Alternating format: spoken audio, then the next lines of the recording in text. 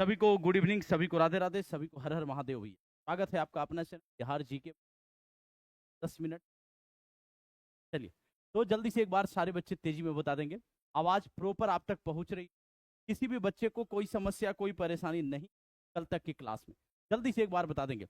हारिका, संगीता पंडित, राज, अंशु गोंड, बीना शर्मा, ममता तिवारी, सभी बच्चे एक बार बता देंगे तेजी में। हाँ, जल्दी से बता देंगे। क्लियर है मामला? सब कुछ क्लियर है ना? शुरू करें? हाँ, तो चलिए, इसमें जो है हम लोग जो है वैभव सिंह की विजय विश्वकर्मा, वॉइस कम है। अब सही है? तेजी में बता देंगे। अब सही है वॉइस? वॉइस सही जा रही है? अब जल्दी से एक बार बता देंगे। हाँ, करिश्मा यादव, शिवांक सिंह तिवारी,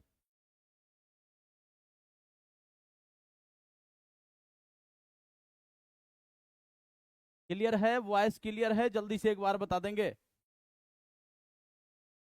जल्दी से, क्लियर है ना? चलिए आगे बढ़ते हैं भैया।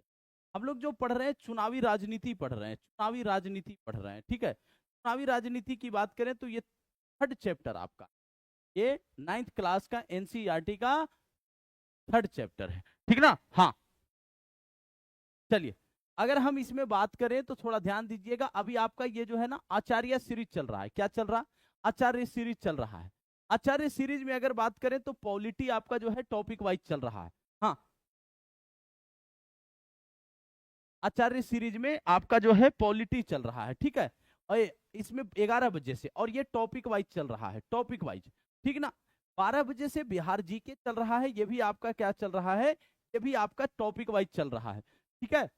इसमें आपका जो है कल हिस्ट्री हुआ था, आज साइंस हुआ है, ठीक ना। तो जाकर के सारे बच्चे, जो बच्चे नहीं देखे होंगे आज की क्लास को, साइंस का जो है क्लास आज हुआ है आपका, ठीक ना। मोस्ट इंपोर्टेंट आपका फिजिक्स, हिस्ट्री, बायोलॉजी का जाकर के देख सकते हैं आप, ठीक ना। साइंस, उसके बाद इसमें हम आपका ज्योग्राफी भी करवाएंगे, इस भी करवाएंगे, इस करेंट अफेयर्स करवाएंगे, ठीक ना। इतना सवाल आपका। 8 बजे से बात करें एनसीईआरटी एससीईआरटी आपका है, सीआरटी एससीईआरटी, इसमें आपका पॉलिटी और हिस्ट्री चल रहा है, ठीक ना। हाँ, आगे देखिए। अब कह रहा है यहाँ पे कि एक आचार्य बैच आया है। आचार्य बैच बिहार जी के, बिहार जी के बिल्कुल, और आपका पॉलिटी, ये बिल्कुल बात से हम पढ़ रहे हैं। मात्र कितने का? 199 का बैच है भैया। कितने का है? 199 का बैच है, ठीक है। हाँ, आगे देखिएगा। अब अगला पॉइंट कहता है हिस्ट्री स्पेशल बैच है आपका, ये मात्र कितने का? 199 का है भैया, 199 का। 6 to 10 एनसीईआरटी एससीईआरटी जो है इसमें आपका पढ़ाया जाएगा। 30 अप्रैल से आपका जो है रजिस्ट्रेशन प्रारंभ हुआ, 2 मई से आपकी क्लासेस प्रारंभ हो चुकी है। किसी भी बच्चे को अगर बैच से संबंधित समस्या होती है, बैच परचेज करने से संबंधित या किसी भी प्रकार की, तो आप इस नंबर पे क्या कर सकते हैं? आप इस नंबर पे संपर्क कर सकते हैं, 7870169858 पे, ठीक ना। हाँ, ठीक है, आगे देखिएगा। अब हम लोग यहाँ पे स्टार्ट करेंगे अध्याय 3, चुनावी राजनीति का बात कर रहा है। किसका? चुनावी राजनीति का। अब जल्दी से एक बार सारे बच्चे बता देंगे। हाँ, विवेक सिंह एप्लीकेशन जो है वो बन चुका है। एक टॉपिक, एक क्लास जो आपका था वो करना था उस पे, यानी कि केवल्या द विजडम पे एप्लीकेशन पे जो क्लास चल रही थी, तो आज वो जाएगा, ठीक है। ट्रेनिंग की बात थी, यानी एप्लीकेशन में कैसे क्या होगा, वो भी आज हो गया है मेरा, ठीक ना। तो कल से सारे बच्चे एप्लीकेशन जो है वो इंस्टॉल कर लेंगे, सारा फॉर्मेट वगैरह तैयार हो जाएगा आज। तो कल हम एप्लीकेशन का लिंक जो है आपको यूट्यूब पे भी और टेलीग्राम लिंक ग्रुप में भी हम बता देंगे, ठीक ना। आपस में बातचीत नहीं। पता है भारत में चुनाव क्यों लोकतांत्रिक है? इससे पहले हम लोग पढ़ चुके थे भैया कि मतदाता सूची होता है, मतदान होता है, मतगणना होती है, सारी प्रक्रिया पढ़ लिए थे। अब भारत में चुनाव लोकतांत्रिक है, इसके बारे में आज की क्लास में हम चर्चा करेंगे। हाँ, अब कहता है हम चुनाव में गड़बड़ियों और धांधलियों के बारे में पढ़ते रहते हैं। अखबार और टीवी चैनलों की खबरों में अक्सर ऐसी गड़बड़ियों की चर्चा रहती है और आरोप लगाए जाते हैं। अधिकांश खबरों में कुछ इस तरह की गड़बड़ियों की सूचना होती है। अब देखिए, मतदान होगा, मतदान होगा तो पता चलता है कि भैया इस बूथ पे क्या है, समस्या है, इस बूथ पे क्या किया गया, इस बूथ पे सही से वोट नहीं पड़ा। बूथ मतलब मतदान केंद्र, मतलब मतदान केंद्र। भैया एप्लीकेशन का नाम जीएस बाई विवेक सर है, ठीक ना। हाँ, कल से आप लोग इंस्टॉल कर लेंगे, कल उसका हम लोगो भी आपको, चैनल का जो आपका जो एप्लीकेशन का लोगो है वो सारी चीजें हम बता देंगे, वो सारी चीजें हम जो है बता देंगे, ठीक ना। साउंड कहां से कम जा रहा, hello hello hello hello hello hello hello. अब देखिए, तो कहता है यहां पे कि ये जो है आपका मतदाता सूची में फर्जी नाम डालने और असली नामों को गायब करने, कई बार सुने होंगे भैया, हम सबका नामे उड़ा दिए, हम सबका नाम ही उड़ा दिए, ठीक ना। हाँ, और दूसरी तरफ क्या बोला जाता है, भैया हम तो अप्लाई किए थे, हमारा नामे ऐड नहीं हुआ है, ये बात सुने होंगे वोटर लिस्ट में, ठीक ना। हाँ, अब कहता है कि शासक दल द्वारा सरकारी सुविधाओं और अधिकारियों के दुरुपयोग की, पहले बता दिया है कि जो वर्तमान में जैसे जिस दल की सरकार है तो वो शासक दल हो गया, तो ये सरकारी पैसे का सरकारी पैसा खर्च नहीं करेंगे चुनाव प्रचार के दौरान, ठीक ना। अपनी पार्टी का पैसा इनके पास होता है, अपना पैसा ये खर्च कर सकते। अब कहता है दूसरी तरफ कि भैया ये जो सरकारी सुविधा और अधिकारी जो है इनका दुरुपयोग होगा, ये भी क्या है, ये भी गलत है। अगला पॉइंट कहता है अमीर उम्मीदवार और बड़ी पार्टियों द्वारा बड़े पैमाने पर धन खर्च करने की, ये सब मामला आप आए दिन सुनते रहते हैं। भैया ये अरबपति पार्टी है, ये जो है लोगों को 2-2 हजार रुपया, 4-4 हजार, 10-10 हजार रुपया दिया है वोट का, ठीक ना। ये सारी चीजें आप, जैसे कि किसी का नाम नहीं जोड़ा गया, ठीक ना, फर्जी मतदाता जो है सूची बन गया है। दूसरी तरफ कहता है सरकारी पैसे, सरकारी धन का दुरुपयोग किया गया, ठीक है। और क्या किया गया, और जो है अधिकारियों का दुरुपयोग। अगला पॉइंट कहता है अमीर उम्मीदवार, बड़ी पार्टियों द्वारा बड़े पैमाने पर धन खर्च किया जाना। उसके बाद कहता है मतदान के दिन चुनाव धांधली, मतदाताओं को डराना और फर्जी मतदान करना।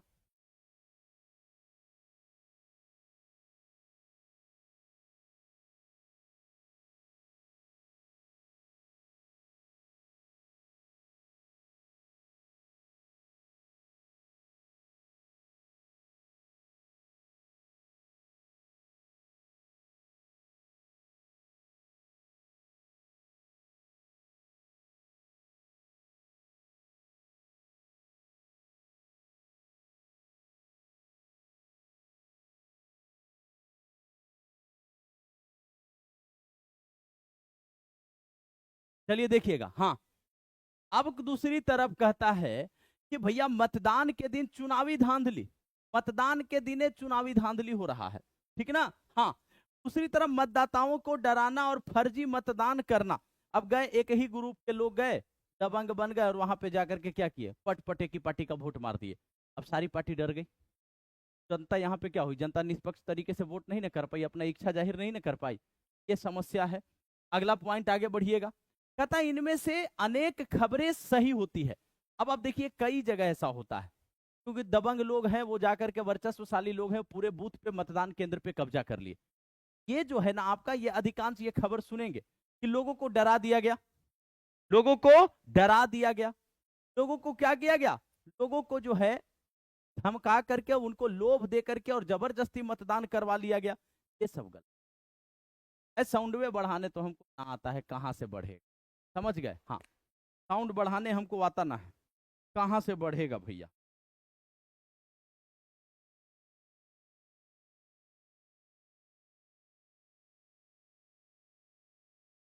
साउंडवा बढ़ाने देखिए सीख लेंगे तो कल से बढ़ा देंगे, ठीक ना। हाँ,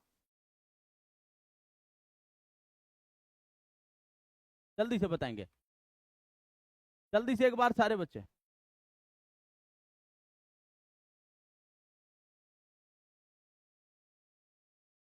अब सही है, जल्दी से बताएंगे।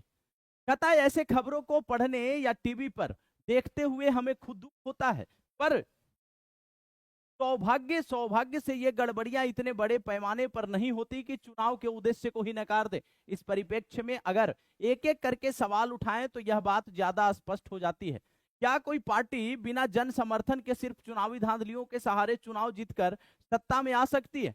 कहता है ये छोटी मोटी परेशानी आपको देखने को मिलेंगी कि मतदान जो है, मतदान के दिन चुनाव में धांधली हो गया, सरकारी पैसे का दुरुपयोग हो गया, अधिकारियों का जो है क्या हो रहा है, दुरुपयोग हो रहा है, मतदाता सूची में वैलिड लोगों का नाम नहीं है। तो ये सब चीजें आप देखिएगा, लेकिन इसका ये हम नहीं कह सकते हैं कि भैया चुनाव ही ना हो। चुनाव है हल्का फुल्का, ये आपका क्या है, ये कमी है। लेकिन कहता है यहां पे कि ऐसा नहीं है कि बिना लोगों के समर्थन के केवल धांधली से और चुनाव कोई जीत लेगा। समझ गए? ऐसा नहीं है कि पूरा के पूरा धांधली से ही चुनाव जीत लेगा। हाँ, एक आध सीट पे हो सकता है, कई बार ऐसा होता है कि कुछ एक उम्मीदवार जो है वो आपके धांधली से जीतते हैं, लेकिन ऐसा नहीं, ऐसा नहीं है कि आपका जो है धांधली के बदौलत ही पूरा का पूरा चुनाव जीत लिया जा सकता है। कहता यह एक महत्वपूर्ण सवाल है, आइए इस सवाल के विभिन्न पहलुओं पर सावधानी से गौर करें। अब इसके बारे में थोड़ा डिटेल आगे देखेंगे। जल्दी से एक बार सारे बच्चे तेजी में बताएंगे। मामला क्लियर चल रहा है ना? अब ये पॉइंट जो आपका है, ये आपका आज ये चैप्टर कंप्लीट हो जाएगा, ठीक ना? तो जल्दी से एक बार सारे बच्चे सेशन को शेयर कर देंगे और ये बता देंगे कि मामला एकदम क्लियर चल रहा है।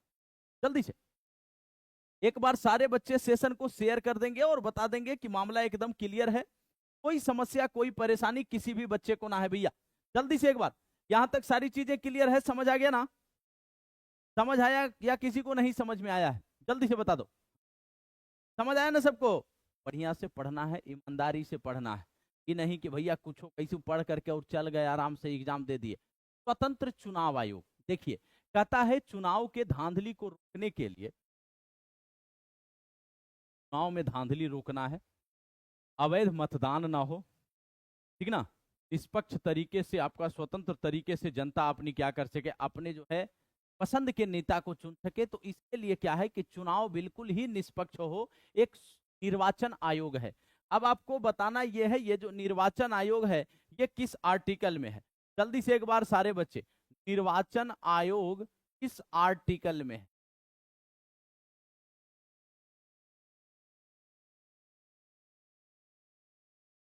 निर्वाचन आयोग आर्टिकल 324 से लेकर के 329 में, 324 से लेकर के 329 में आपका यह निर्वाचन आयोग के बारे में हमारे भारतीय संविधान में यह प्रावधान किया गया है, ठीक है ना? हाँ, अगला पॉइंट कहेगा कि चुनाव में सुधार से संबंधित, चुनाव सुधार से संबंधित समय समय पे विभिन्न समितियां रखी गई। चुनाव सुधार से संबंधित समय समय पर विभिन्न समितियों का गठन किया गया। चुनाव सुधार से संबंधित क्या हुआ? समितियां।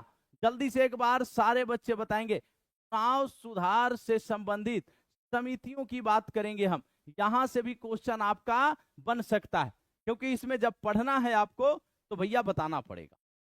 अब जल्दी से एक बार सारे बच्चे, साउंड बढ़िया है तो हमरा से ज्यादा हम 3-5 करेंगे, टेक्निकल बुझाता नहीं है, खराब हो जाएगा माइकवा, तो सुना दे रहा है वो भी ना सुनाई देगा। हाँ, अपना मोबाइल का वॉल्यूम थोड़ा तेज कीजिए।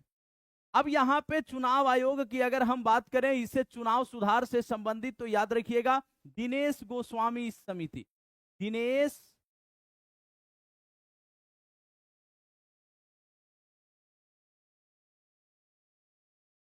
गोस्वामी समिति याद रखना है भैया। जैसे पंचायती राज से संबंधित बलवंत राय मेहता, अशोक मेहता, ठीक ना, थुंगन समिति, सिंघवी समिति, ये सब याद रखते हैं आप। वैसे ही आपको चुनाव सुधार से संबंधित भी समिति याद रखना है।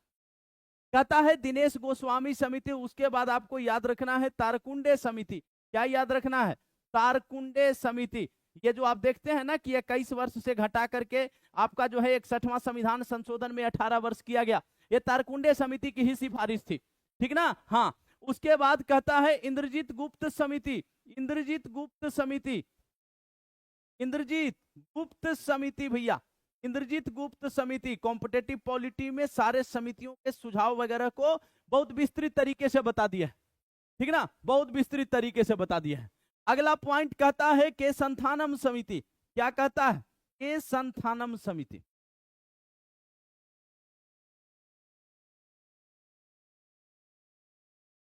के संथानम समिति। तो इन समितियों के बारे में आपको क्या करना है? याद रखना, ठीक ना? हाँ, समझिए बात को, आवाज सही है भैया। कहता है चुनाव निष्पक्ष हुए हैं या नहीं, इसे जांचने का एक सरल तरीका है यह देखना कि उनका संचालन कौन करता है। यानी पूरे इलेक्शन को रेगुलेट कौन कर रहा है, पूरे इलेक्शन को रेगुलेट कौन कर रहा है, ये जो है आपका कंट्रोल कौन कर रहा है, ये चीज देखना बहुत आवश्यक होता है। क्या क्या कोई ऐसी जो है संस्था है, कोई ऐसी निकाय है जो सरकार के अधीन काम कर रही है, सरकार का प्रेशर है उस पे, या स्वायत्त निकाय है। याद रखिएगा जो निर्वाचन आयोग जो आपका है, इलेक्शन कमीशन जो है ना, ये बिल्कुल स्वायत्त है, ये स्वायत्त है, ये आपकी स्वतंत्र निकाय है, ये स्वतंत्र है, ठीक ना। और ये संवैधानिक है। क्या है, क्योंकि संविधान में स्पेशल आर्टिकल दिया है, तो ये क्या है, एक आपका कॉन्स्टिट्यूशनल है, तो संवैधानिक है। क्या है, संवैधानिक है। क्लियर है सबका। कहता है कि क्या चुनाव कराने वाले लोग सरकार से स्वतंत्र या फिर सरकार या शासक पार्टी उन पर दबाव और प्रभाव बनाती है। हम वही बात बोले ना। कहता है कि क्या जो सरकार है तत्कालीन, ये निर्वाचन आयोग पे प्रेशर बना के रखती है, वो निष्पक्ष तरीके से क्या जो है संचालन नहीं कर पाती है, इसके बारे में। अगला पॉइंट कहता है बहुत समस्या है, कलरे चेंज हो जाएगा। कहता है क्या उनके पास स्वतंत्र और निष्पक्ष चुनाव कराने की शक्ति है, क्या वे इन शक्तियों का वास्तव में प्रयोग करते हैं। क्या इस जो है उसका जो पावर है कि स्वतंत्र एवं निष्पक्ष चुनाव करवाना है, क्या वो इसका सच में करते हैं, उपयोग करते हैं। कहता है कि हमारे देश के लिए इन सवालों का जवाब काफी हद तक सकारात्मक है। हमारे देश में चुनाव एक स्वतंत्र और बहुत ताकतवर चुनाव आयोग द्वारा करवाया जाता है। इसे न्यायपालिका के समान ही आजादी प्राप्त है। मुख्य निर्वाचन आयुक्त की नियुक्ति भारत के राष्ट्रपति करते हैं। वर्तमान में मुख्य निर्वाचन आयुक्त कौन है, जल्दी से एक बार बताएंगे।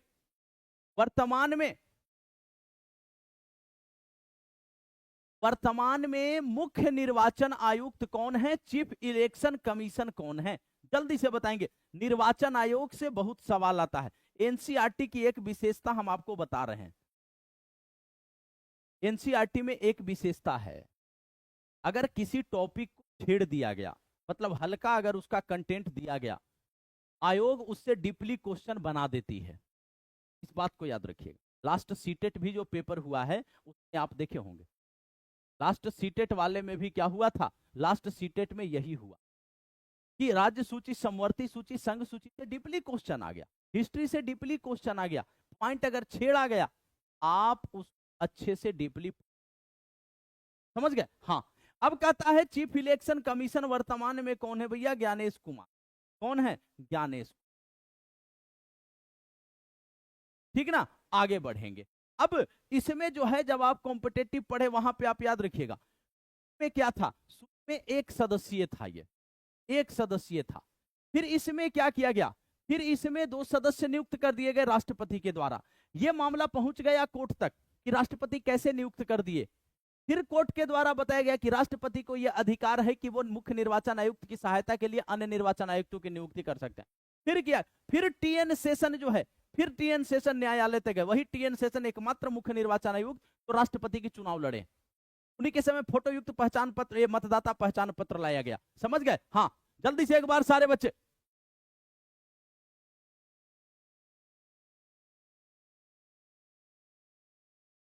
दिवांग सिंह लास्ट सीटेट में तो सर आपके कराए प्रैक्टिस से यही क्वेश्चन हाँ आ गया था, लेकिन अच्छे से पढ़ना है, ठीक ना। हाँ, कहता है एक बार नियुक्ति हो जाने के बाद निर्वाचन आयुक्त राष्ट्रपति या सरकार के प्रति जवाबदेह नहीं रहता। ऐसा नहीं है कि इसको हर काम के लिए, हर निर्णय के लिए राष्ट्रपति को क्या करना पड़ेगा, राष्ट्रपति को जो है उसके प्रति जवाबदेह होगा।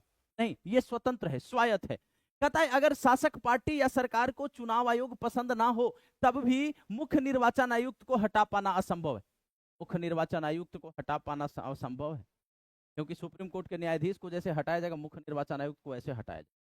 ऐसा नहीं है कि सरकार यूं आए और यूं हटा दिए, ठीक ना। तो प्रोसेस लंबा है, और जब प्रोसेस लंबा है तो ये दब करके काम नहीं करेंगे। जब स्पेशल आर्टिकल संविधान में दिया है तो ये दब करके काम नहीं करेंगे, निश्चिंत होकर के काम करेंगे, स्वतंत्र होकर के। कहता है दुनिया के शायद ही किसी चुनाव आयोग को भारत निर्वाचन आयोग जितने अधिकार प्राप्त होंगे। निर्वाचन आयोग चुनाव की अधिसूचना जारी करने से लेकर चुनावी नतीजों की घोषणा तक पूरी चुनाव प्रक्रिया के संचालन के हर पहलू पर निर्णय लेता है। सारा कंट्रोल इनके मामले में, सारा कंट्रोल।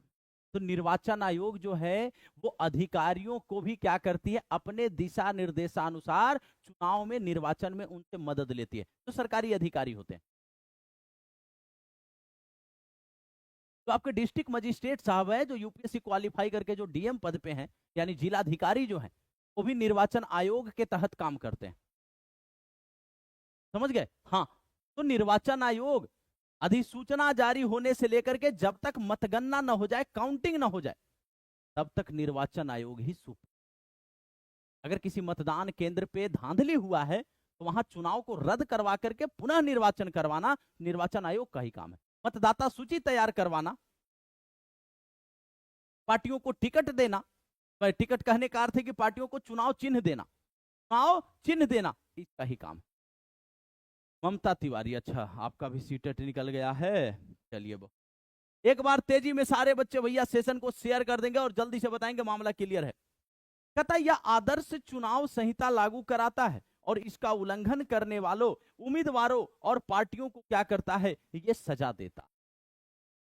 तो अगर आचार संहिता लागू कौन करता है, तो यह निर्वाचन आयोग ही करती है। चुनाव के दौरान निर्वाचन आयोग सरकार को दिशा निर्देश मानने का आदेश दे सकता है। सरकार द्वारा चुनाव जीतने के लिए चुनाव में सरकारी मशीनरी का दुरुपयोग रोकना, अधिकारियों का तबादला करना भी शामिल है। आप अपने लाभ के लिए किसी अधिकारी को यहां से वहां ट्रांसफर नहीं, कि हमारा वो निर्वाचन क्षेत्र है तुम उधर ट्रांसफर कर दे रहे हैं, ये भी गलत है। सरकारी पैसे का दुरुपयोग नहीं कर सकते, सरकारी कर्मचारियों का जो है दुरुपयोग, तबादला नहीं कर सकते, ये सारे दिशा निर्देश। कहता है चुनाव ड्यूटी पर तैनात अधिकारी सरकार के नियंत्रण में न होकर निर्वाचन आयोग के अधीन काम करते हैं। ये वेरी वेरी इंपॉर्टेंट पॉइंट है, याद रखिएगा कि जब चुनाव होता है ना, जब निर्वाचन होगा, तो निर्वाचन के दौरान जितने भी मतदान कर्मी जो आपका है, जो बूथों पे जो आपके जो है मतदान करवाने के लिए जो सरकार के द्वारा जो भेजे जाते हैं, नियुक्त किए जाते हैं, सारे किनके कंट्रोल में होते हैं, तो सरकार के नहीं, निर्वाचन आयोग के कंट्रोल में। इनका कहाँ पे जो है आपका जो है मतदान करवाना है, कौन जो है किस मतदान केंद्र पे किसका पोस्टिंग होगा भैया, ये सारी चीजें, कौन प्रिजाइडिंग ऑफिसर बनेगा, ये सारी चीजें कौन डिसाइड करता है, निर्वाचन आयोग डिसाइड करता है। ठीक ना, निर्वाचन आयोग डिसाइड। कहता है पिछले करीब 25 वर्षों के दौरान निर्वाचन आयोग ने अपनी सारी शक्तियों का उपयोग शुरू किया, साथ ही उसने अपनी शक्तियों में विस्तार भी किया। अब यह आम बात हो गई है कि निर्वाचन आयोग सरकार और प्रशासन को उनकी गलतियों के लिए फटकार लगाए। अगर चुनाव अधिकारियों को लगता है कि कुछ मतदान केंद्र पर या पूरे चुनाव क्षेत्र में मतदान ठीक ढंग से नहीं हुआ, तो वे वहां फिर से मतदान का आदेश देते हैं। याद रखिएगा, चुनाव अगर धांधली हुआ है निर्वाचन में, मतदान केंद्र चुनाव को रद्द करवा करके और पुनः निर्वाचन करवाने का काम किसका है, तो निर्वाचन आयोग का है। अब जल्दी से एक बार सारे बच्चे तेजी में बता देंगे कि गुरु यहां तक मामला क्लियर है, किसी भी बच्चे को कोई समस्या कोई है, जल्दी से बताएंगे, जल्दी से एक बार सारे। दुश्मन और दुश्मन का चल रहा है क्लास में, हम एगो टिप टिप है, एगो रुबीना शर्मा हैं, आपस में बतियाने से ही फुर्सत ना है।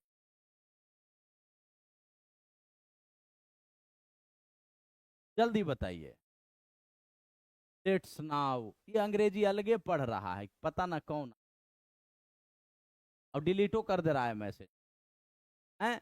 जल्दी बताइएगा, क्लियर है मामला। आकाश कुमार, तो एगो आयरन प्रसाद लेडी है, और एगो भैया एगो ये है आकाश कुमारी, बतियाता है मैथिली में, और हमको कुछ सर में घुसता ही ना है मैथिली में, समझ गया। हाँ, टिप टिप पता ना कौन आईडी बना के आया है, एगो टिप।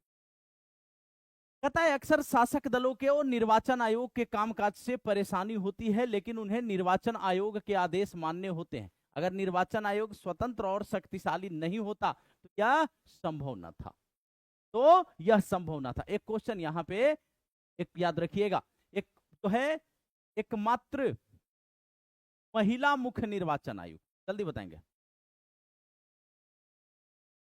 क्या?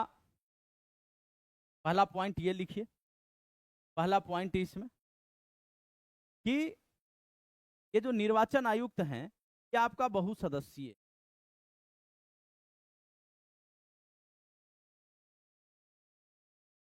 बहुसदस्यीय। बहुसदस्यीय कहने का अर्थ है कि एक आपके मुख्य निर्वाचन आयुक्त,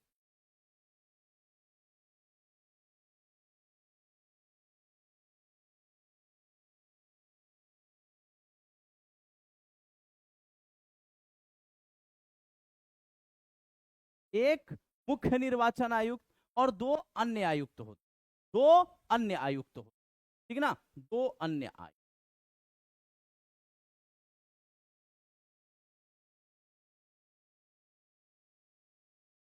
दो अन्य आयुक्त। क्लियर? अगला पॉइंट लिखिएगा कि एकमात्र मुख्य निर्वाचन आयुक्त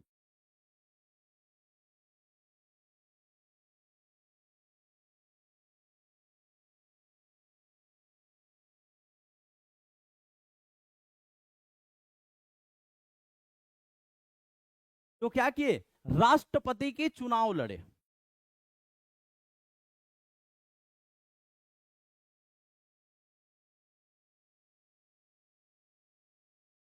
चुनाव सुधार के लिए इनका नाम बहुत लिया, समझ गए, टीएन सेशन। कौन? TN session.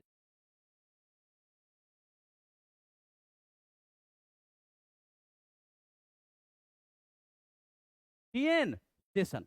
फोटोयुक्त पहचान, जो मतदाता पहचान पत्र है उनके लिए भी नाम लिया, ठीक ना। अगला पॉइंट याद रखना है आपको क्या? अगला पॉइंट याद रखना है महिला मुख्य निर्वाचन आयुक्त।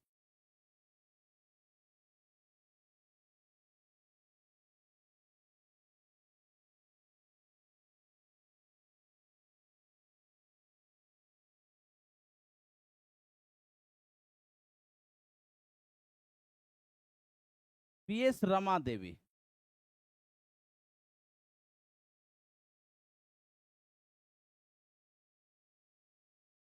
कॉन्सेप्ट के साथ साथ फैक्ट भी आपको याद रखना हो, कॉन्सेप्ट के साथ साथ फैक्ट भी याद रखना हो। अब एक बार कमेंट में सारे बच्चे बता देंगे, एक बार कमेंट में सारे बच्चे बता देंगे, मामला एकदम क्लियर चल रहा है, कोई समस्या कोई परेशानी किस निर्वाचन आयोग है आपका ये, ठीक है। आगे बढ़ते हैं अब अगले पॉइंट।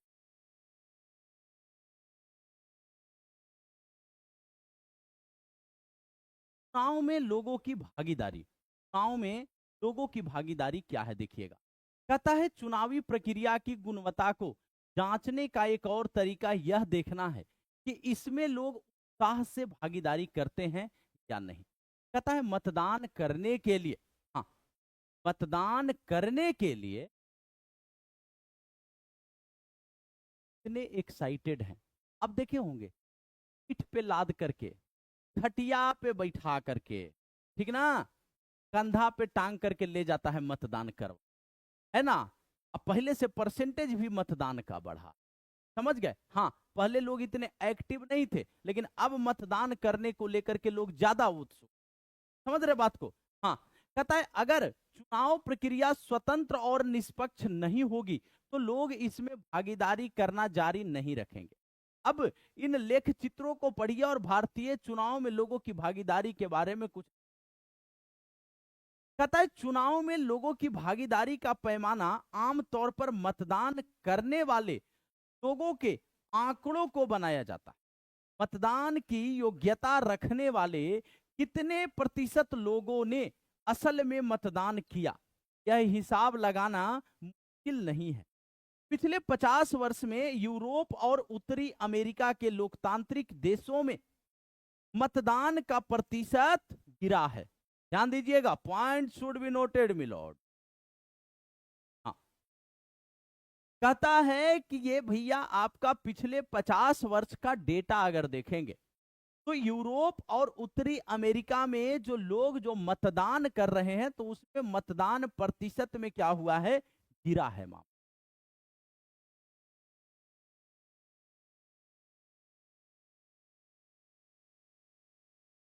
क्या गिरा है? तो वोटिंग परसेंटेज है वो गिरा है, यानी लोग उतने एक्साइटेड नहीं है अपने शासकों के चुनाव करने में, मतदान नहीं कर रहे, उनके प्रति रुझान उनका कम है। ठीक ना, आगे देखिएगा, कहता है कि भारत, यहीं पे थोड़ा एक पॉइंट था, कहता है भारत में यह या तो अस्थिर रहा है या ऊपर गया है। यूरोप और उत्तरी अमेरिका में तो मतदान प्रतिशत है उसमें गिरावट देखी गई, यानी नीचे जा रहा, तो कम एक्साइटेड मतदान को लेकर। लेकिन भारत में या तो ये अस्थिर है या पैराग्राफ, इसका जो ग्राफ है वो ऊपर गया, यानी लोग भारत में क्या है, एक्साइटेड है मतदान को लेकर। ठीक ना, हाँ, अपने शासकों के चुनाव को लेकर। कहता है भारत में अमीर और बड़े लोगों की तुलना में गरीब, निरक्षर और कमजोर लोग ज्यादा संख्या में मतदान करते हैं। आप इसको अपने मतदान केंद्रों पे देख सकते हैं, अपने मतदान केंद्रों पे आप आसपास के देख सकते हैं कि जो ज्यादा, जो जिनके पास थोड़ा पैसा वैसा है, वो इग्नोर करके अपने काम को लिए निकल जाते हैं कि भैया एक काम जरूरी है, वोट वोट क्या है।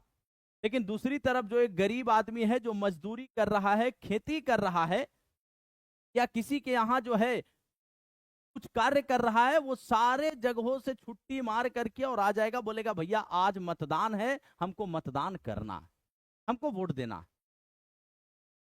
समझ गया बात को? हाँ, अगला पॉइंट कहता है कि पश्चिम के लोकतंत्र में स्थिति इससे उलट है।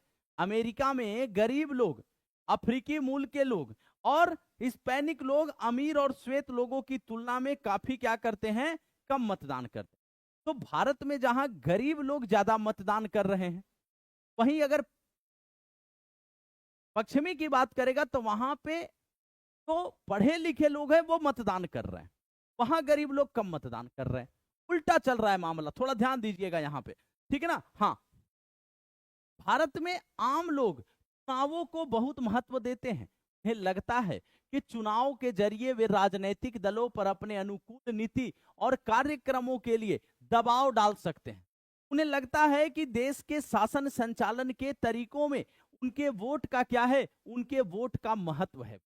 अब सिंपल सा देखिए, पंचायत प्रतिनिधि ही हैं या जो मुखिया हैं या विधायक हैं, अगर उनको आप वोट देते हैं तो कल के डेट में आप क्या है, जैसे ही वो दूसरी बार आते हैं या बीच में भ्रमण करने को लेकर के आते हैं, हम देखे हैं कि आदमी डायरेक्ट बोलता है, क्या बोलता है, भाई वोट दिए थे आप, क्या किए थे, वोट दिए थे आपको हम, कि क्या स्थिति बना के रखे हैं, ना बिजली है ना सड़क। तो लोगों के पास ना एक राइट हो जाता है, एक अधिकार हो जाता है कि भाई हम आपको वोट दिए थे, आप जीते हैं, तो आपका कर्तव्य बनता है कि क्षेत्र का विकास करें। जल्दी से बताएंगे, हाँ।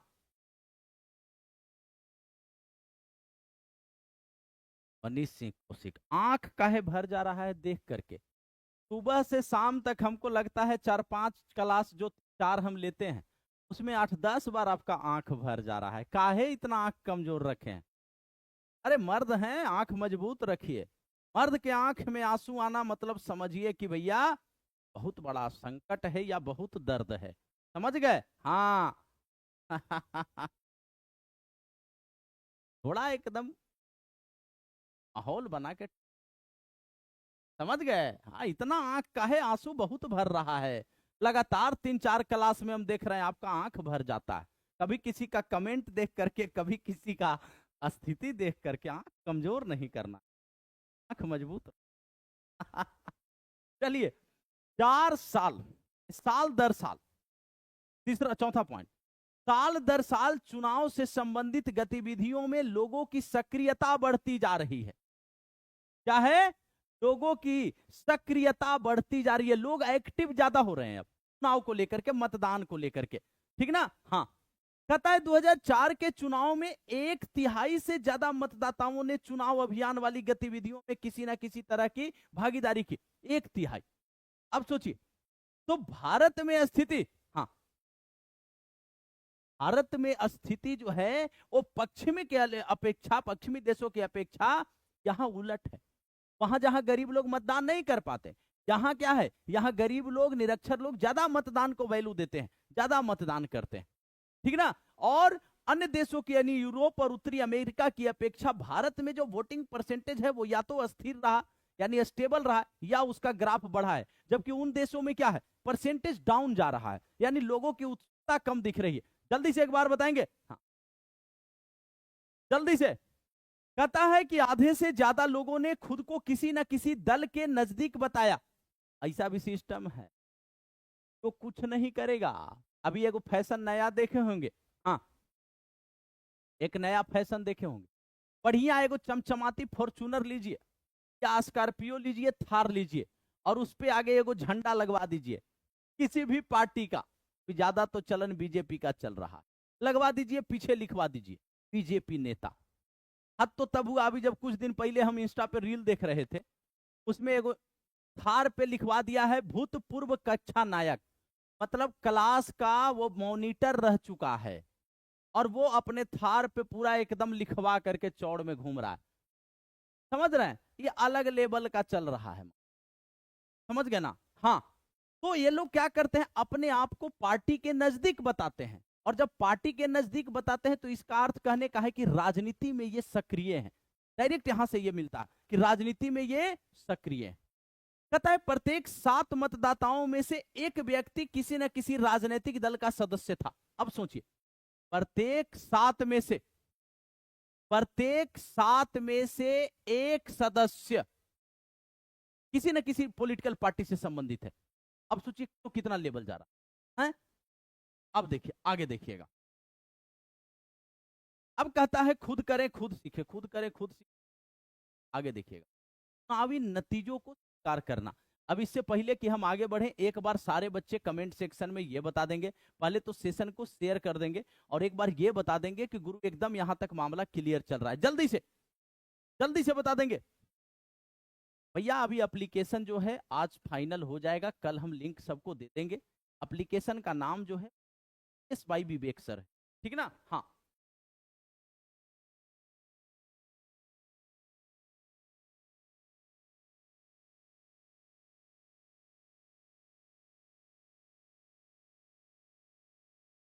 जल्दी बताइएगा। हाँ क्लियर है ना मामला, कोई दिक्कत कोई परेशानी।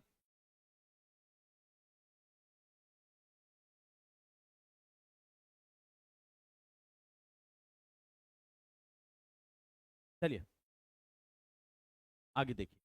कहता है चुनाव के स्वतंत्र और निष्पक्ष होने का आखिरी पैमाना उसका नतीजा है, का रिजल्ट है। ये जो चुनाव है, कोई इलेक्शन अगर हुआ है तो वो इलेक्शन जो है का जो रिजल्ट आएगा, रिजल्ट से भी डिसाइड हो जाएगा कि लोकतांत्रिक चुनाव कैसे। थोड़ा देखिए, कहता है अगर चुनाव स्वतंत्र और निष्पक्ष ढंग से न हो, नतीजा हरदम ताकतवर जमात के पक्ष में ही जाता है। और एक स्टेटमेंट आपको पहले पता होगा, एक स्टेटमेंट हम बताएं कि लोकतंत्र में कोई जो है अस्थाई विजेता नहीं है। आज जो विजेता है वो कल पराजित हो, कल जो पराजित हुआ है वो आज विजेता होगा। दिल्ली का रिजल्ट देख रहे हैं, अरविंद केजरीवाल जी मुख्यमंत्री है, आ गई पार्टी भी, यही है। तो आज विजयी है, कल आपका होगा वो पराजित हो, कोई अस्थाई। तो अगर चुनाव में कोई भी व्यक्ति, कोई भी नेता अगर वर्चस्वशाली है, दबंग है, और अगर हर बार वही जीतते आ रहा, तो हम नहीं कह सकते कि चुनाव लोकतांत्रिक है। लेकिन कहता है कि हरदम ताकतवर जमात के पक्ष में जाता। ऐसी स्थिति में शासक पार्टी चुनाव हारती ही नहीं है। आमतौर पर हारने वाली पार्टी गड़बड़ ढंग से कराए गए चुनाव के नतीजों को स्वीकार नहीं करती। भारत में चुनावी नतीजे खुद ही काफी कुछ कह देते हैं। देखिए, अगर कोई वर्चस्वशाली है, दबंग है और उसी की सरकार है, तो पहली बात उसकी पार्टी हारेगी नहीं। कोई दबंग नेता है वो हारेगा नहीं। अगर स्वतंत्र निष्पक्ष तरीके से चुनाव हुआ है तो ऐसा होगा ही नहीं कि जो कल जीता था वो आज भी क्या होगा, वो परमानेंट जीते। हाँ अगर वो कार्य सही किया है तो जनता उसको दोबारा पसंद यानी उसको मौका दे सकती। ठीक है ना। हाँ, कहता है भारत में शासक दल जो है वो राष्ट्रीय और प्रांतीय स्तर पर अक्सर चुनाव हारते रहे, बल्कि पिछले 15 वर्षों में भारत में चुनाव हुए हैं उनमें से प्रत्येक 3 में से 2 में शासक पार्टियां हारी ही है। हालांकि वर्तमान की स्थिति अगर आप देखेंगे तो वर्तमान की स्थिति है 14 में बीजेपी थी, 23 में और फिर 24, ठीक ना। तो 2 बार तो ये जीत, अगली बार अब देखिए।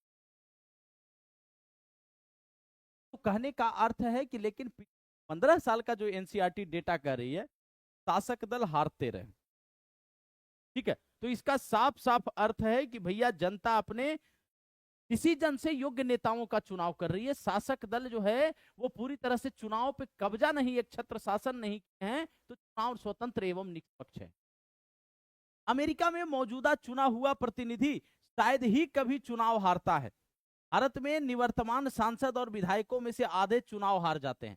अब देखे होंगे हमारे यहाँ भी जो सांसद प्रतिनिधि थे बड़ा एकदम सब रहा था कि एक शासन करे, इस बार पराजित हो, ठीक है ना, इस बार पराजित हो। अब अगली जो कोई जीत, तो ऐसा होते रहेगा।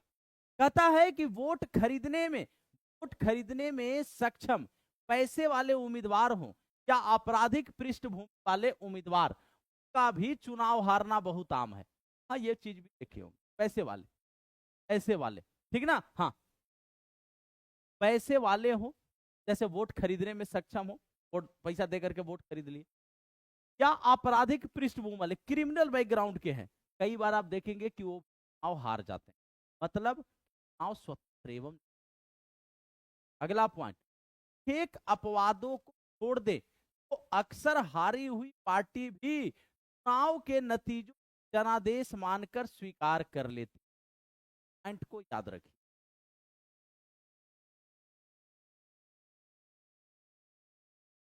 कहता है कि अगर कुछ अपवाद को तो हारी हुई पार्टी भी चुनाव के नतीजों जनादेश मानकर स्वीकार कर लेती है कि चलो जनता का यही आदेश था।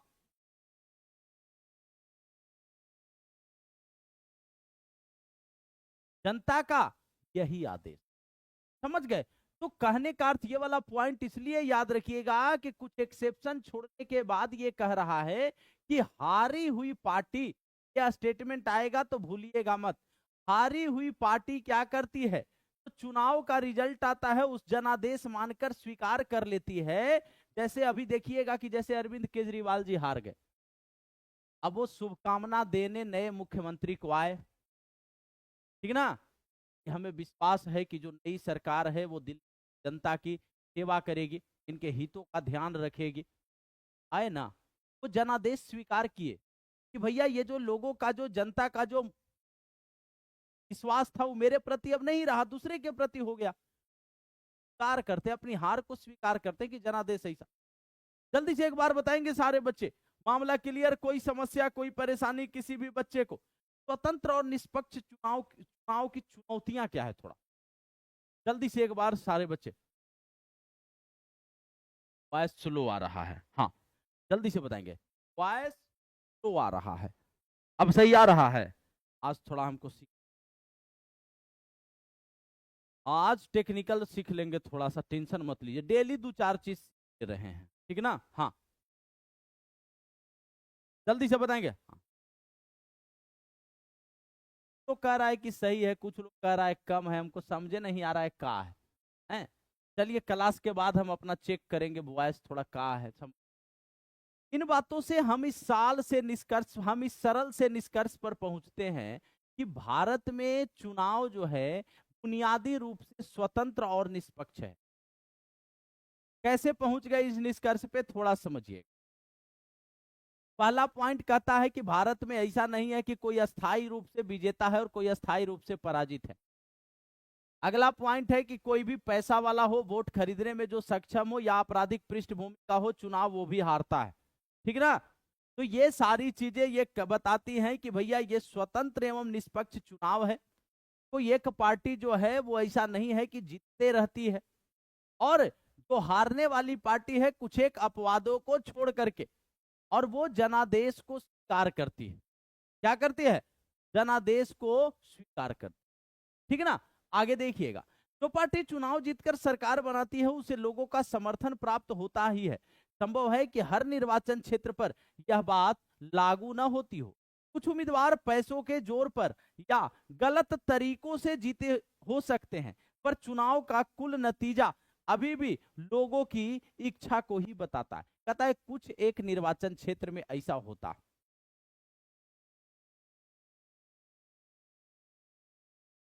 एक निर्वाचन क्षेत्र ऐसा होता है, समझ गए? जैसे एक चुनाव होता है पैक्स का, आप लोग सुने होंगे, पैक्स का चुनाव होता है। जो पैक्स वाले जो है, जो आपका जो है ये अनाज वगैरह जो खरीदते हैं किसानों से, पैक्स गोदाम जो बनाया जाता है, पैक्स वाला का काम का है कि आप देखिएगा हमारे तरफ, आपके तरफ भी ऐसा होता होगा, वो पैक्स वाला में सब लोग वोटिंग नहीं करता है, ठीक है ना? हाँ, का एक अलग वोटर लिस्ट तैयार होता है। इसमें कहा है कि 500-500 हजार रुपया मिनिमम बता रहे हैं मिलने के लिए, तो 2-2 हजार रुपया मिलता। हाँ,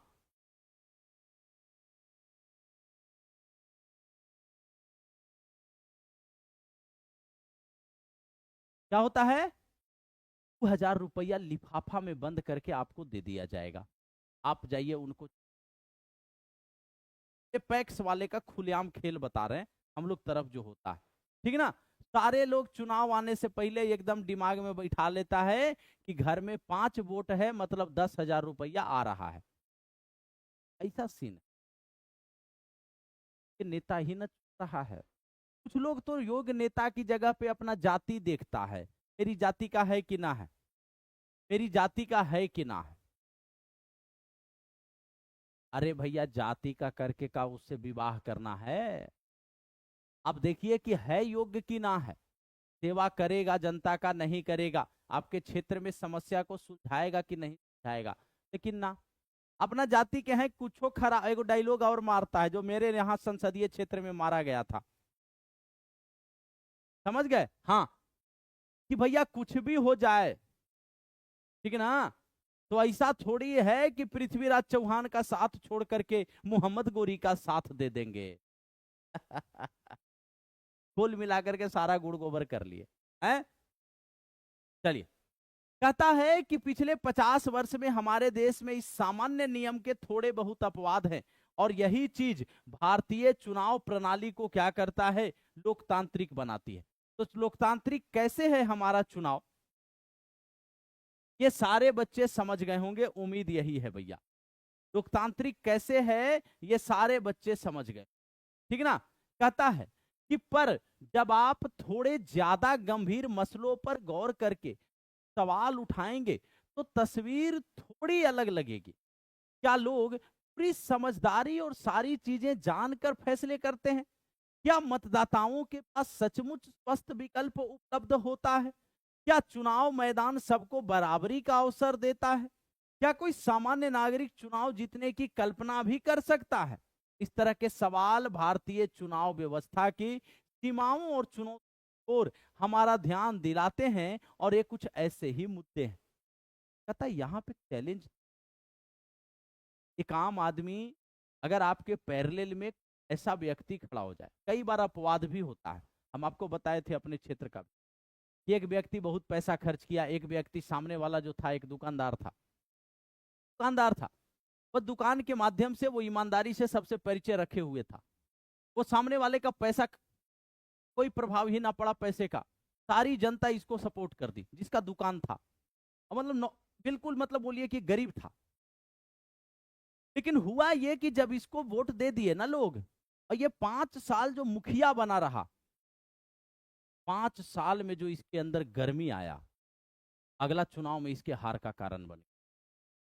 इतना प्रॉपर्टी बनाया अपना वो 5 साल में कि लोग उसको बोलते रह गए कि भाई तुमको अपना समझ के, गरीब समझ करके वोट दिए थे, ये तुम का किए? 4-5 जगह जमीन ले लिया, बढ़िया एकदम 3 तला बिल्डिंग ठोक दिया, ट्रैक्टर ले लिया, ट्रॉली ले लिया, वो हवा डब्बा जो होता है काटने वाला, जो धान गेहूं, ले लिया। एकदम वेल मेंटेन फैमिली हो गया, 5 साल में हार गया अगली बार।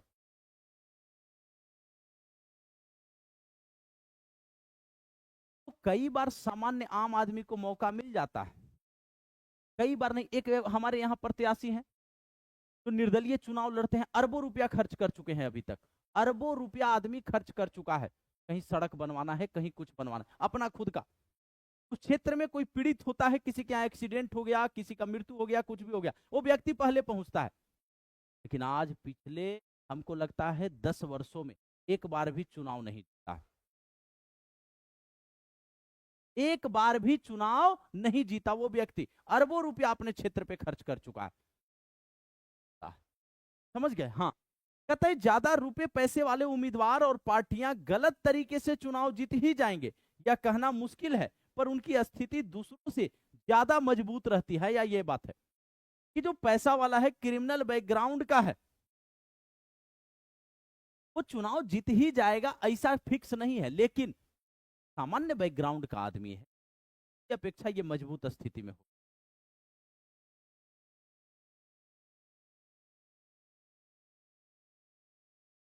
साउंड ना आ रहा है,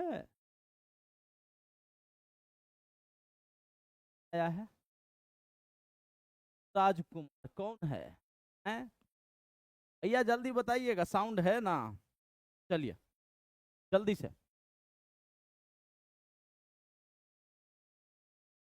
आगे देखिए।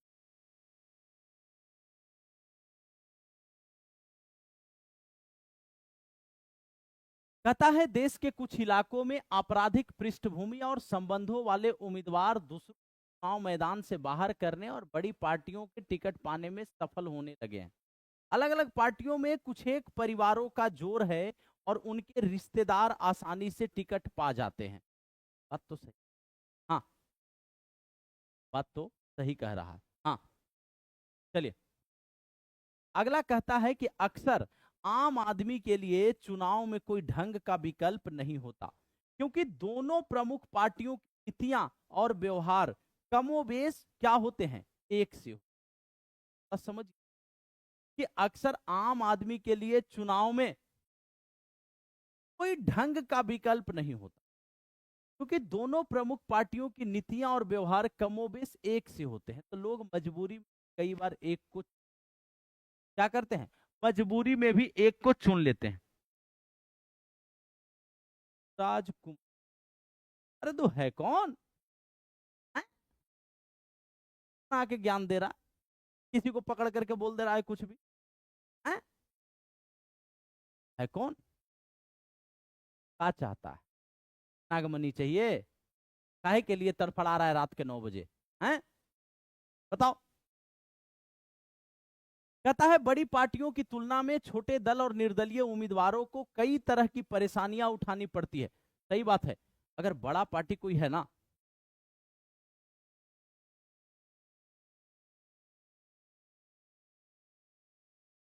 कोई बड़ा पार्टी है, हाँ, तो बड़ा पार्टी को बोलता है, बड़ा पार्टी को ये तो है, छोटी पार्टियां दबी होती, निर्दलीय उम्मीदवार उनसे डरे होते हैं, ठीक ना? हाँ, डरे होते हैं कि भैया ये दबंग है, हम इसके आगे गिव अप कर सकते हैं, मैदान छोड़ देंगे। और कई बार आपको हम बता रहे हैं, कई बार ऐसा होता है, दबंग आदमी है, व्यक्ति है, और उसको लग रहा है कि सामने वाला जो प्रत्याशी है मेरे टक्कर का है, वो उसको पैसा दे करके बैठा देता है, भाई तो चुनाव मत लड़ो, हम लड़ रहे हैं। कई बार ऐसा होता है। कहता है कि ये चुनौतियां भारत की ही नहीं है, कई स्थापित लोकतंत्र की भी यही स्थिति है। लोकतंत्र में जो लोग आस्था रखते हैं उनके लिए ये चीजें गहरी चिंता का विषय है, ठीक ना? इनमें से कुछ समस्याओं से मुक्ति पाने के लिए चुनाव प्रणाली में जरूरी बदलाव की मांग नागरिक और सामाजिक कार्यकर्ताओं और संगठनों की तरफ से होती रही है। कहता है ये जो है, जो लोकतंत्र में गहरा विश्वास करते हैं, उनके लिए ये चिंता का विषय है कि भैया अगर दबंग व्यक्ति चुनाव जीत रहा है, एक क्रिमिनल बैकग्राउंड का व्यक्ति चुनाव जीत रहा है, योग्य उम्मीदवार नहीं है, योग्य प्रतिनिधि हमारा नहीं है, तो कैसे होगा हमारा विकास? चिंता का विषय है। और चुनाव सुधार से संबंधित समितियों के द्वारा इन पे मांग भी किया गया। कभी मौका मिला तो हम आपको जनप्रतिनिधित्व अधिनियम 1951 पढ़ाएंगे, क्योंकि चुनाव सुधार से ही संबंधित पॉइंट है, सारा डिटेल हम आपको चर्चा करेंगे। एक बार तेजी में सारे बच्चे मामला क्लियर। कहता है क्या आप कुछ चुनाव सुधार सुझा सकते हैं? इन चुनौतियों का सामना करने के लिए एक आम नागरिक क्या कर सकता है? जल्दी से एक बार सारे बच्चे तेजी में बताएंगे, मामला क्लियर चल रहा है। हाँ,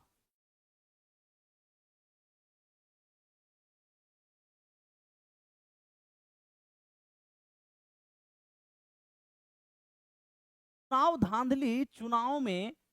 धांधली चुनाव में अपने वोट बढ़ाने के लिए उम्मीदवार और पार्टियों द्वारा की जाने वाली गड़बड़ या फरेब। इसमें कुछ ही लोगों द्वारा काफी सारे लोगों का वोट डाल देना, एक ही व्यक्ति द्वारा अलग अलग लोगों के नाम पर वोट डालना और मतदान अधिकारियों को डरा धमकाकर या रिश्वत देकर अपने उम्मीदवार के पक्ष में काम करवाना जैसी बातें शामिल हैं। इस बात को याद। हाँ,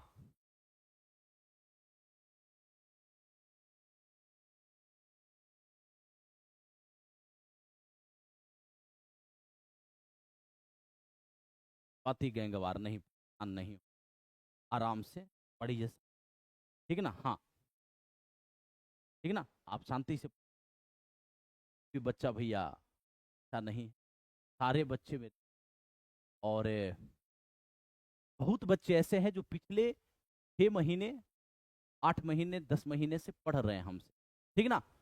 सरकार का युवराज सिंह, राजकुमार जो भी है, किसी का नाम लेकर के मेरे क्लास में नहीं बोलना हो, ठीक है? हाँ, शांति से पढ़ना होता है। समझ आ रहा है? बताओ, कोई दिक्कत है हमसे बताओ। किसी का, ठीक है ना? हाँ, किसी का नाम मत लो, खास करके किसी लड़की का, किसी महिला का। पढ़ने दो सब, किसी को डिस्टर्ब नहीं। समझ गया बात को? हाँ, शांति से पढ़ना होता, समझ गया ना? हाँ, ये सब चीज हमारे क्लास में शोभा नहीं देता है। निर्वाचन क्षेत्र एक खास भौगोलिक क्षेत्र के मतदाता एक प्रतिनिधि का चुनाव करते हैं। निर्वाचन क्षेत्र क्या होता है? एक देखिए, ये सब एके में गुड़ गोबर कर दिया। हमारा टाइपिस्ट बड़ा खिलाड़ी है, अलग अलग कीवर्ड है लास्ट में, कीवर्ड को सब एके में खिचड़ी कर दिया है। समझ गया बात को? हाँ, कहता है कि आचार संहिता जो है चुनाव के समय पार्टियों और उम्मीदवारों द्वारा माने जाने वाला कायदा, कानून और दिशा निर्देश है भैया। एक कीवर्ड को क्या किया? एक कीवर्ड को हमारा कंटेंट वाला सब एके में खिचड़ी कर दिया। तो भैया ये था आपका चुनावी राजनीति। तीसरा चैप्टर आपका कंप्लीट हो गया, तीसरा chapter complete. Anshu Varanasi sir, आप से 71वें विषय के बारे में बात करनी है। कैसे होगी आपसे बात सर? टेलीग्राम पे मैसेज कर लीजिएगा, सबके पास नंबर। 71वीं बीपीएससी का फॉर्म आ गया है भैया। तो बच्चे शिक्षक में, मतलब कि टीआरई 4 में लगे हैं, टीआरई 4 में लगे रहेंगे। और उसके बाद हम आपको बताएं कि उसके बाद जैसे ही बच्चा टीआरई 4 आप लोग क्वालिफाई कर लेते हैं, या टीआरई 3 में जो ये अंशु वाराणसी है, ये टीआरई 3 में क्वालिफाई है, ठीक है? तो जैसे ही क्वालिफाई कर लेते हैं आप लोग, तो सबके लिए हम एक मेंटरशिप प्रोग्राम चलाएंगे। किनके लिए? जो बच्चे बीपीएससी पीसीएस की तैयारी कर रहे हैं, और जो बच्चे क्या कर रहे हैं, जो बच्चे यूपी पीसीएस की तैयारी करना चाह रहे हैं, इन सबके लिए एक मेंटरशिप प्रोग्राम चलाएंगे हम, ठीक है ना? प्री मेंस इंटरव्यू, कैसे आपको पहुंचना है, क्या रणनीति होगी, ठीक है ना? हाँ, आखिर किस पॉइंट पे जाकर के बच्चा मेंस में क्वालिफाई क्यों नहीं कर पा रहा, आखिर इंटरव्यू में जा रहे हैं, लिमिटेड लोग जा रहे हैं, लेकिन इंटरव्यू में भी जाकर के बच्चा किस कारण से जो है वो क्वालिफाई ना कर पा रहा है, इन सारे चीजों पर विस्तृत चर्चा मेंटरशिप प्रोग्राम में, ठीक है ना? हाँ, तो मिलते हैं आपसे। इसका क्वेश्चन जो है वो हम लोग कल एक चैप्टर, इसका अगला चौथा चैप्टर कर ले 9th क्लास का, फिर दोनों चैप्टर के क्वेश्चन साथ में करेंगे। उम्मीद है अच्छे से सबको समझ में आया होगा। कमेंट सेक्शन में एक बार सारे बच्चे जल्दी से बता देंगे गुरु एकदम मामला क्लियर चल रहा। हाँ, जल्दी से एक बार सारे बच्चे तेजी में बता देंगे मामला एकदम क्लियर चल रहा है, ये चैप्टर अच्छे से समझ में आ गया है, ठीक है ना? एक दिन में एक चैप्टर ही चलना चाहिए, ठीक है? ये वाला चैप्टर थोड़ा सा हम 3 दिन खींच दिए, लेकिन चलना चाहिए एक दिन में ही। हाँ, जल्दी से बताएंगे।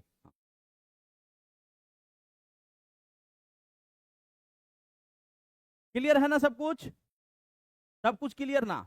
ठीक है भैया, मिलते हैं आपसे कल सुबह 11 बजे पॉलिटी की क्लास, 12 बजे बिहार जी के टॉपिक वाइज, उसके बाद 4 बजे कल आपका जो है कमेंट सेक्शन में आप लोग बता देंगे कि 4 बजे, आज कल हिस्ट्री लाए थे, आज है आपका साइंस, कल किस चीज का क्वेश्चन लाए, और पीडीएफ डाल दे रहे हैं अभी बाबू हम, ठीक ना। और शाम 8 बजे एनसीईआरटी एससीईआरटी। हाँ चलिए मिलते हैं, बहुत बहुत धन्यवाद भैया सभी का। सारे बच्चे कमेंट सेक्शन में ये जरूर बताएंगे सेशन कैसा लगा है।